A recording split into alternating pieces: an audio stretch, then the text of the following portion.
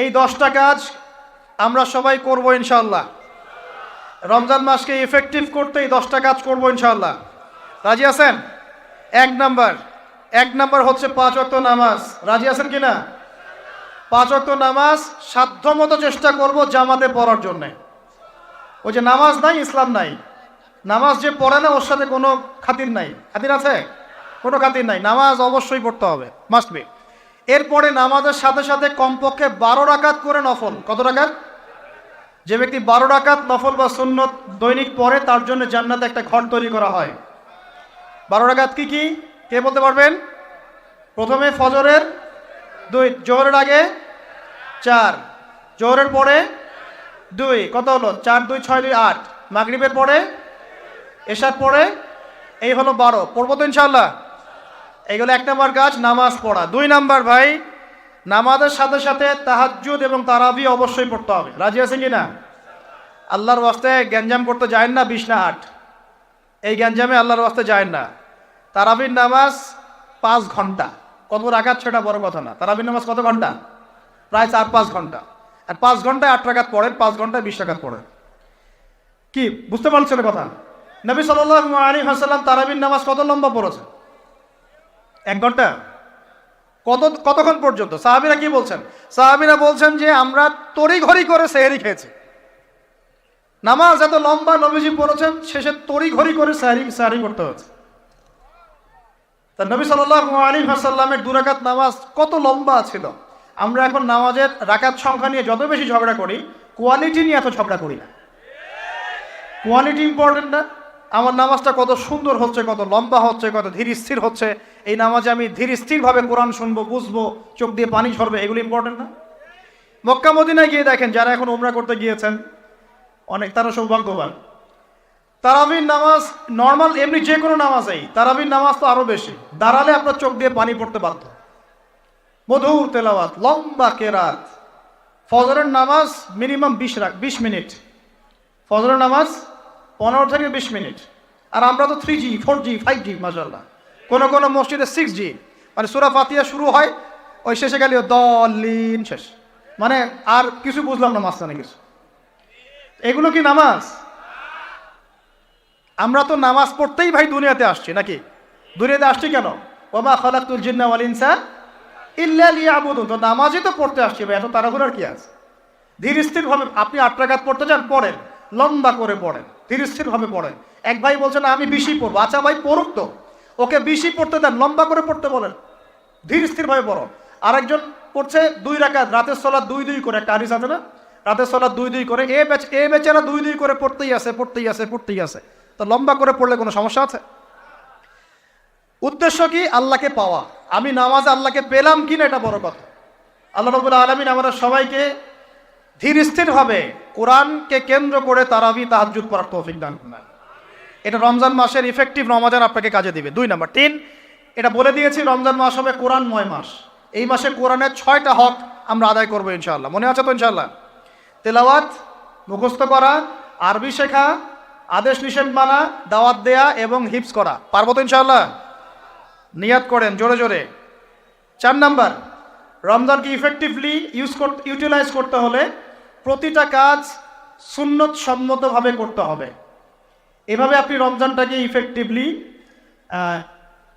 Utilise করতে পারেন। কীরকম একটু বোঝাচ্ছি। মনে করেন এমনি নর্মালি আমরা সব সুন্নতগুলো অনেক সময় খেয়াল রাখি না।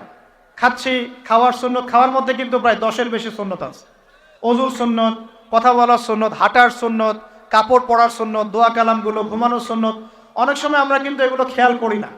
রমজান মাসে চেষ্টা করবেন প্রতিটা কাজ সুন্নাহ মাফিক বুঝে করার জন্য। আল্লাহ তৌফিক দান করুন। রমজানে ঘুমাবো, ঘুমানোর আগে বিছানাটা ঝেড়ে নেব, লাইট অফ করব।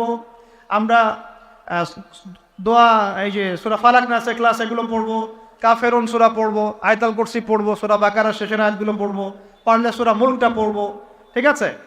প্রয়োজনে ওযু করে আসবো, এসে আমরা ডান কাতা হয়ে শুয়ে আল্লাহুম্মা বিইসমিকা আমুতু আহয়া, এই যে শুরু করলাম। ঘুম থেকে ওঠা, ওযু করা, ওয়াশরুমে যাওয়া, খাওয়া দাওয়া করা, মসজিদে যাওয়া, নামাজ, জিকির, তাসবিহ, তাহলিল, ব্যবসা বাণিজ্য, এগুলো সব কিছু সুন্নত নাই? প্রতিটা কাজ সুন্নাহ মাফিক করার চেষ্টা করবো। আল্লাহ তৌফিক দান করুন, আমিন। ফিকহুস সুন্নাহ এরকম কিছু বই পাওয়া যায়। ফিকহুস সুন্নাহ, কিতাবুস সুন্নাহ, এরকম অনেক বই আছে। আরবি থেকে বাংলা অনুবাদ হয়েছে, বাংলাদেশের ওলামায়ে কেরাম লিখেছেন। এরকম সুন্নাহ শেখার কিছু বই কিনে নেবেন। কিনে নিয়ে প্রতিটা কাজ কিভাবে করলে সুন্নত হয় পড়ে দেখবেন। পারবেন তো ইনশাআল্লাহ? আল্লাহ পাক তৌফিক এনায়েত করুন, বলি আমিন। এটা কত বললাম? 3 নাম্বার। 4 হচ্ছে দান সদাকা বেশি বেশি করা। রমজানে দান সদাকা বেশি বেশি করা। আল্লাহ রাসূল সাল্লাল্লাহু আলাইহি ওয়াসাল্লাম রমজানে রহমতের বাতাসের চাইতেও বেশি বেশি দান করতেন। আমরা পারবো কি না ইনশাআল্লাহ?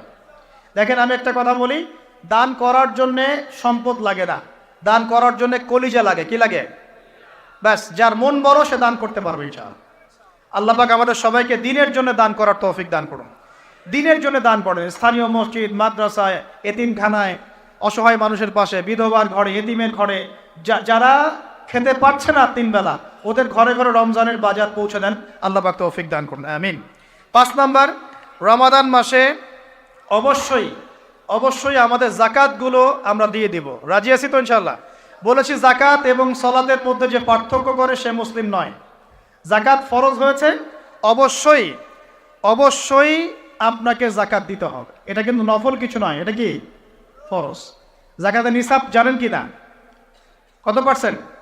2.5%। আচ্ছা, জাকাতের নিসাব নিয়ে ইনশাআল্লাহ পরবর্তীতে লেকচার চলে আসবে, অনলাইনে দেখে নিন। এছাড়া ফিকহুস জাকাত কিছু প্রোগ্রাম আসবে, অনলাইনে দেখে নেবেন ইনশাআল্লাহ। আল্লাহ রাব্বুল আলামিন আমাদের সবাইকে জাকাতগুলো দেওয়ার তৌফিক দান করুন। শুধু জাকাত যদি আমরা ঠিকঠাক মতো দিতাম, একজন মানুষও সমাজে না খেয়ে মারা যেত। একজন মানুষও না। সমাজে এই যে ইকোনমিক সমস্যাগুলো যেগুলো হয়, অর্থনৈতিক সমস্যা, স্যাংশন, মুদ্রাস্ফীতি, হাবিজাবি, অনেক প্রবলেমস ওভারকাম করা যেত শুধু জাকাতের মধ্য দিয়েই। কিন্তু কে শোনে কার কথা? সবাই কি জাকাত দেয়? বাংলাদেশে এমনও মানুষ আছে যার একজনের জাকাত দিয়ে 100 পরিবারের সংসার চলবে ইনশাআল্লাহ। আছে না এমন লোক? আমরা জাকাতগুলো দেওয়ার চেষ্টা করি, আল্লাহ পাক তৌফিক দান করুন।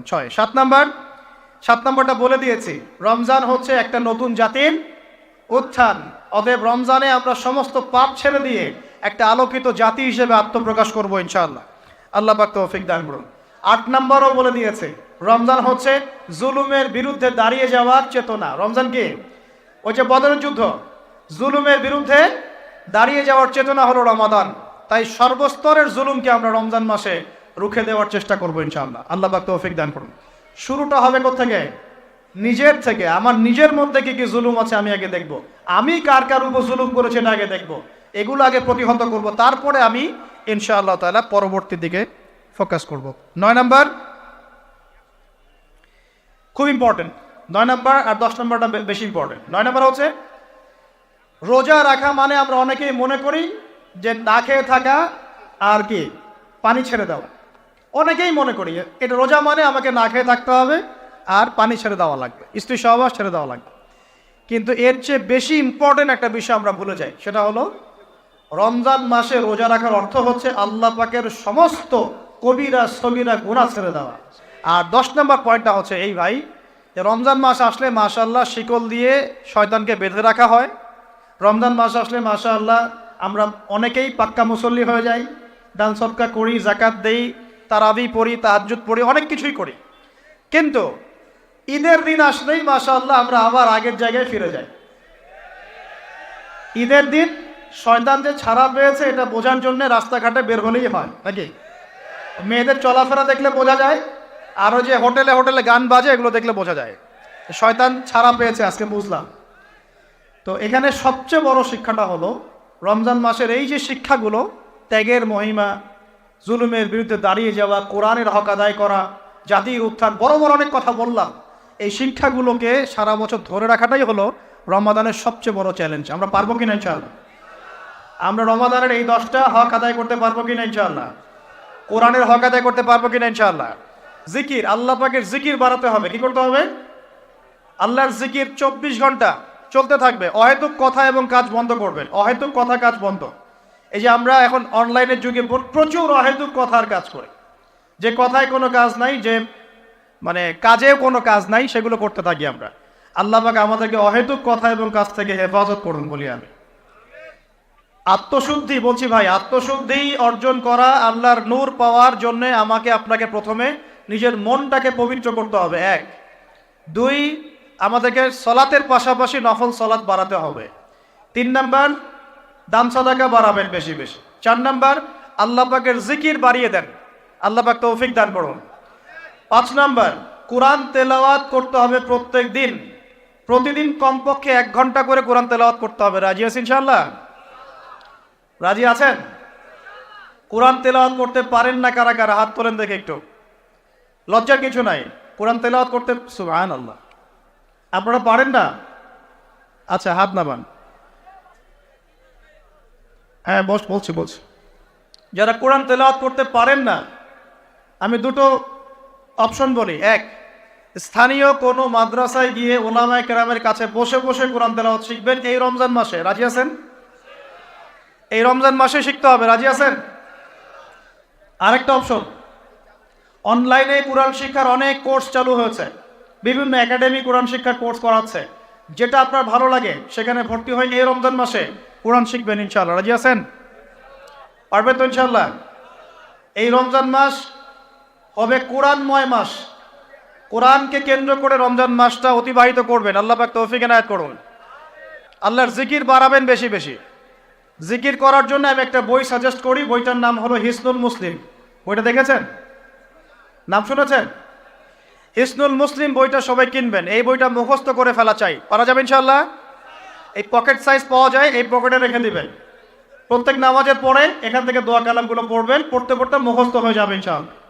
এগুলোর অ্যাপস আছে, প্লে স্টোরে ঢোকেন, দেখবেন এখানে হিসনুল মুসলিম অ্যাপস আছে, নামিয়ে নেন। যেখানেই যাবেন এখান থেকে দোয়াগুলো পড়বেন। পারবেন তো ইনশাআল্লাহ? 5 নাম্বার হচ্ছে কোরআন তেলাওয়াত বেশি বেশি করা। এই কাজগুলো করতে থাকেন, ইনশাআল্লাহ তাআলা আপনিও খিদর আলাইহিস সালামের মতো অন্তর্দৃষ্টি লাভ করতে পারবেন ইনশাআল্লাহ। সাথে আরেকটা কাজ বলব, এটা খুব বেশি ইম্পর্টেন্ট। সেটা হলো আল্লাহওয়ালা মানুষদের সাথে থাকা, দুনিয়াদার মানুষদের সঙ্গ ত্যাগ করা। আমার কথা কি বুঝতে পারছেন? আল্লাহওয়ালা মানুষের সাথে থাকবেন, দুনিয়াদার মানুষকে এড়িয়ে চলবেন। দুনিয়াদার মানুষ কি বোঝেন? যে মানুষের চাল চলন, কথাবার্তা, ওঠা বসা সবকিছুই দুনিয়া কেন্দ্রিক, মানে এখানে আপনি দুনিয়া ছাড়া কিচ্ছু পাবেন। দুনিয়াদারদের সাথে মিশবেন কিভাবে? প্রয়োজন, যতটুকু প্রয়োজন এতটুকু, শেষ। এটা আপনার আত্মার খোরাক দিবে কারা? পরকালের খোরাক দিবে কারা? আল্লাহওয়ালা মানুষরা। আল্লাহওয়ালা মানুষদের সাথে থাকবেন, চলবেন, ইনশাআল্লাহ তাআলা আত্মশুদ্ধি অর্জন করা সহজ হবে ইনশাআল্লাহ। দেখেন, সাহাবায়ে কেরাম রাদিয়াল্লাহু আনহুম আজমাইন কিন্তু কিতাব পড়ে পড়ে ইসলাম শেখেন নাই, তারা নবী সাল্লাল্লাহু আলাইহি ওয়াসাল্লামকে দেখে শিখেছেন। কথা বুঝতে পারছেন? নবীজিকে দেখে শিখেছেন। আমরা তো নবীকে দেখি না, দেখি? আমাদের কাছে কিতাব আছে। এখন নবীর যারা ওয়ারিস তারা কারা বলেন? ওলামায়ে কেরাম। আচ্ছা, ওলামায়ে কেরামদের কাছে কি যাওয়া হয়? মাঝে মাঝে দেখা সাক্ষাৎ করেন? তাদের সাথে বসবেন, দেখা সাক্ষাৎ করবেন, তাদের ওয়াজ মাহফিলে যাবেন, তাদের মজলিসে বসবেন, তাদেরকে দেখে তাদের কথা শুনে আত্মশুদ্ধি অর্জন হবে ইনশাআল্লাহ। আল্লাহ রাব্বুল আলামিন আমাদের সবাইকে আসন্ন রমজানে সুস্থতার সাথে সমস্ত সওম রাখার তৌফিক দান করুন এবং রমজান মাসে বেশি বেশি তেলাওয়াত করার তৌফিক দান করুন, অর্থ বুঝে পড়ার তৌফিক দান করুন, বেশি বেশি দান সদকা করার তৌফিক দান করুন, বেশি বেশি ওই যে গরিব দুঃখী মানুষের পাশে দাঁড়ানোর তৌফিক দান করুন, বেশি বেশি যাকাতগুলো দিয়ে দেওয়ার তৌফিক দান করুন, বেশি বেশি আল্লাহর জিকির করার তৌফিক দান করুন, বেশি বেশি আল্লাহ পাক আমাদেরকে নফল নামাজগুলো পড়ার তৌফিক দান করুন, কোরআন কেন্দ্রিক সময় কাটানোর তৌফিক দান করুন, রাসূলের সুন্নতের উপর আমল করার তৌফিক দান করুন এবং একটা নতুন আলোকিত প্রজন্ম এবং জাতি হিসেবে এই রমজানে আল্লাহ রাব্বুল আলামিন আমাদের যুব সমাজকে আত্মপ্রকাশ করার তৌফিক দান করুন। সর্বোপরি রমাদানের এই শিক্ষাগুলোকে সারা বছর ধরে রাখার তৌফিক আল্লাহ পাক আমাদের সবাইকে দান করুন, আমিন। আমি এই বলে আমার আজকের সংক্ষিপ্ত আলোচনা শেষ করছি। আকুলু কওলি